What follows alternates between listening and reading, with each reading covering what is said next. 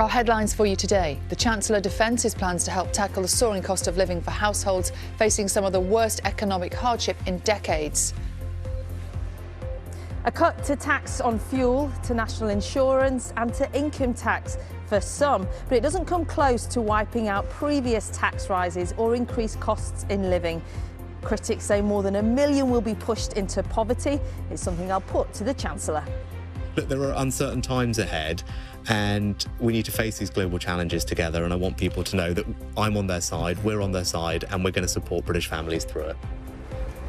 A busy morning as ever here at the Western International Market in London. I'll be speaking to traders and their customers and find out what they make of the Chancellor's announcement and how it all stacks up for them.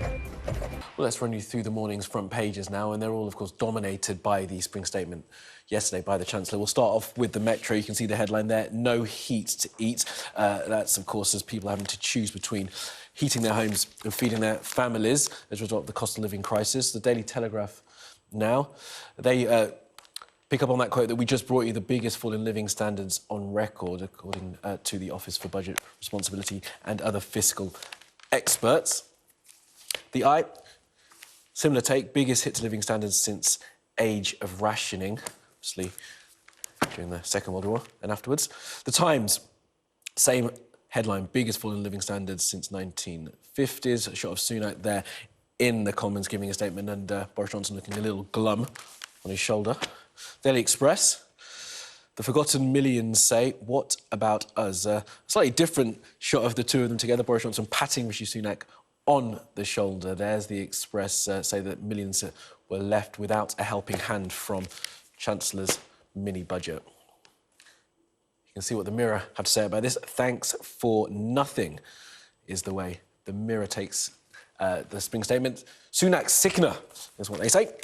The Guardian, cost of living surges and Sunak squeezes poorest is the way the Guardian view it. And finish up with the Mail. Now slash taxes even further.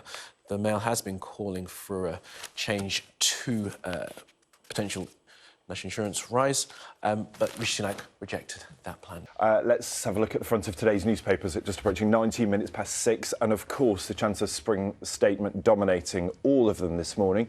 The Guardian says that Rishi Sunak is squeezing the poorest as the cost of living surges. Thanks for nothing is the headline on the Mirror. The paper describes the statement as Sunak's sickener. It says that there was nothing in it to help with energy bills, struggling pensioners, or to ease the fall in living standards. Well, the Eye's front page, that's taken up by a pretty striking graphic. It shows rising inflation. Its headline, biggest hit to living standards since the age of rationing. The Daily Mail says now slash taxes even further as it claims that Tory MPs fear £15 billion of tax cuts will not be enough.